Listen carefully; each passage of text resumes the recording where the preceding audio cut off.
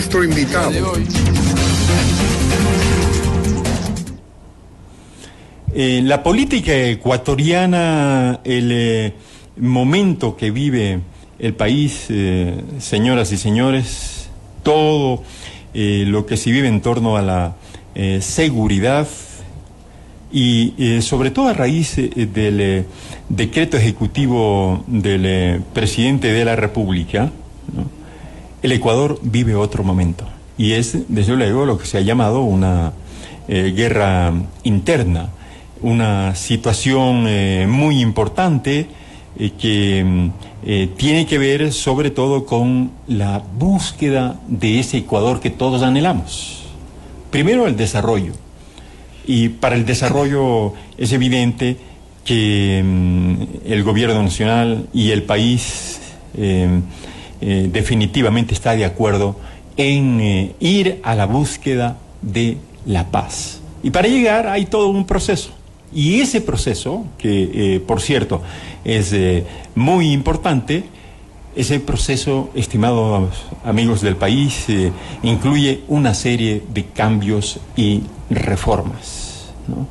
Una serie de cambios y reformas en lo político, en lo económico, en lo jurídico, ¿verdad? Y por eso en esta oportunidad para hablar de este tema, vamos enseguida en el Grupo Sonorama a darle la más cordial bienvenida a Francisco. Gracias, Marcos. Es un abogado penalista, desde luego, con quien tenemos la oportunidad de revisar lo que acontece en el país, ¿no? Francisco Estupiñán, dedicado también al análisis y a la profesión, ¿no? Sobre la base de lo mencionado, no quería ser largo, pero es muy importante para llegar al punto, Francisco. Correcto. ¿Cómo ve al Ecuador este momento? Bueno, creo que el Ecuador enfrenta graves problemas, no solo en nivel político, que creo que es evidente, sino el tema de seguridad que nos ha traído a todos, especialmente a los abogados, a repensar cuáles son las reformas, los procesos que deberíamos tomar en cuenta para salir adelante, porque definitivamente es una crisis que creo que nos va a afectar y por un largo tiempo. Creo que es momento de que tanto el sector privado, que de hecho incluso es parte, ¿no es cierto?, de la solución, proponga, ¿no es cierto?, las propuestas que creo que son importantes en este momento tan delicado que vive el país para que tengamos una solución de fondo. Esta solución de fondo creo que puede venir por varias áreas. Creo que la consulta popular es un pequeño avance. ¿Por qué digo pequeño? Porque tengo muchos criterios, han hecho el control casi absoluto de todas las cárceles del país, lo cual es muy beneficioso y de hecho de un gran trabajo que ha hecho el Ejecutivo. Pero el tema es, no van a poder permanecer eternamente en las cárceles, porque lo que sucedía antes era así, intervenían, sacaban armas, pero luego sencillamente se retiraban y el SNAI tomaba control y volvía a lo mismo. Entonces ahora está el control con los militares, pero el tema de fondo es qué va a suceder. ¿Qué va a pasar? Claro. Exacto. Entonces ¿Cómo ahí tenemos vamos a actuar como país? Ahí tenemos el tema del SNAI. ¿Qué vamos a hacer con un SNAI debilitado? Con un SNAI que no tiene armas letales, Marcos. Yo me pregunto, ¿en qué país del mundo, ¿no es cierto?, los guías penitenciarios o que cuidan las cárceles no tienen armas letales, Marcos? ¿En qué país del mundo? Entonces, claro, es parte de los cambios. Y eso es lo que ha llevado a la corrupción. Exacto. De un sistema que hoy está en el piso definitivamente y que necesitamos trabajar en conjunto. Ya se ve algo en ese sentido entre poder legislativo y ejecutivo. ¿Se ¿Sí? siente un poco, sí? Sí, creo que desde la visión jurídica en la que usted está día a día. A ver, lo que estamos observando, ¿no es cierto?, del lado jurídico es que sí ha habido un inicio importante, pero ya estamos viendo, hay sectores que se están oponiendo a la ley de extinción de dominio. Se están oponiendo al incremento del IVA, sí, con todas sus justificaciones, porque también hay que hacer un análisis, ¿no? Si yo voy a pedir un impuesto, ¿no es cierto?, tengo que justificar en qué voy a usarlo. Porque si estamos diciendo que va a ser para seguridad, ok, ¿qué presupuesto queremos para seguridad? Es lo primero que deberíamos analizar. Sí, estoy de acuerdo en eso, pero deberíamos apoyar. Marcos, tenemos el 12% del IVA. Colombia tiene el 19% de IVA. Y otros países más. Y otros tienen más. Entonces, no creo que deberíamos tenerle miedo al IVA. Y eso que, ojo con esto, ¿no? Colombia sí tiene el IVA al 19 y el subsidio es casi eliminado. El galón de gasolina es casi el doble que el ecuatoriano. Y yo le pregunto, ¿cómo está la economía de ellos? Es mucho más barato Colombia que Ecuador, pero de largo.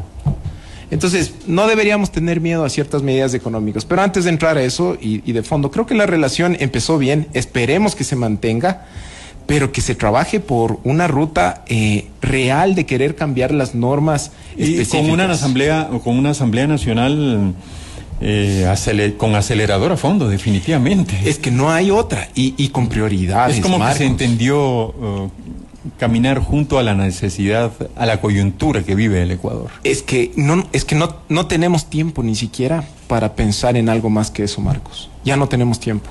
Nosotros estamos en los 90s de Colombia.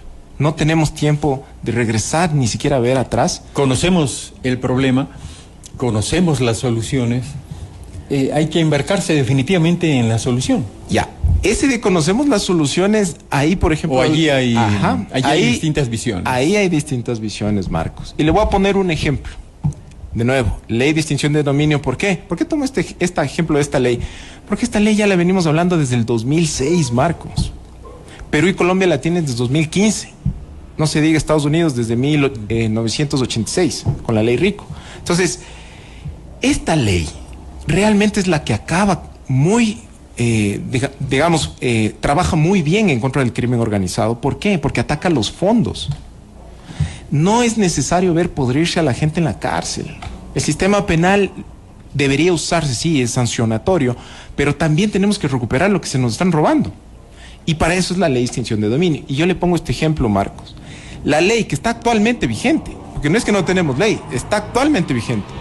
Si eliminamos 3 palabras de esa ley que requieren sentencia ejecutoriada previa, no voy a decir que es perfecta, pero tenemos ya hay un cambio el 90% considerable, sí. Entonces yo me pregunto, ¿por qué nos matamos haciendo una consulta popular? ¿Por qué nos matamos haciendo más proyectos? Si tenemos una ley que con 3 palabras, que es lo que le hace una ley simbólica actualmente, no la reformamos. Pero ¿por qué no la reformamos ayer?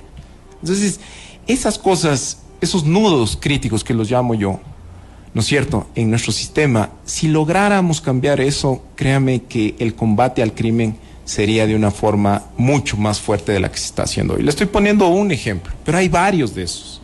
Otras de las cosas de mi experiencia de haber trabajado 10 años con el gobierno de los Estados Unidos y que me costaba explicarle a un fiscal americano, es que tenemos que notificarles cuando se está investigando a una persona de cualquier delito.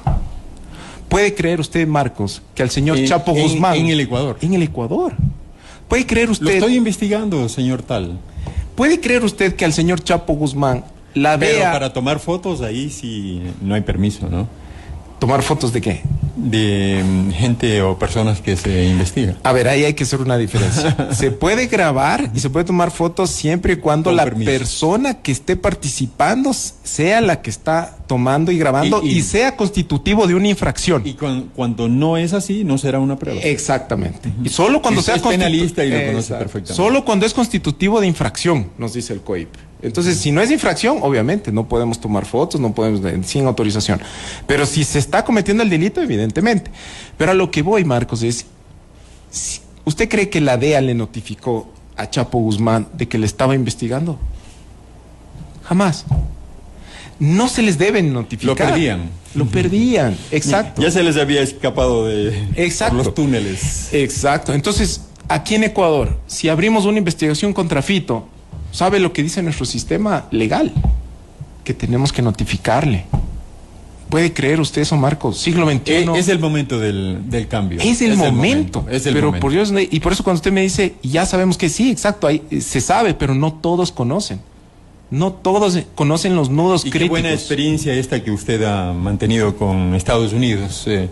Francisco, muy importante. Creo que su visión y su análisis va a ser trascendente.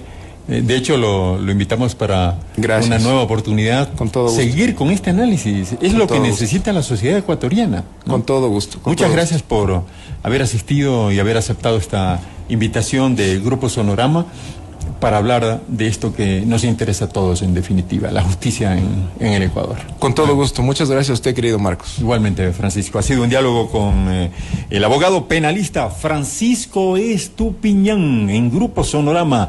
Señoras y señores, vamos a una corta pausa y enseguida volvemos con otro tema de actualidad, como siempre, aquí en Grupo Sonorama. No se vaya, ya volvemos. La mejor programación en noticias, deportes y entretenimiento.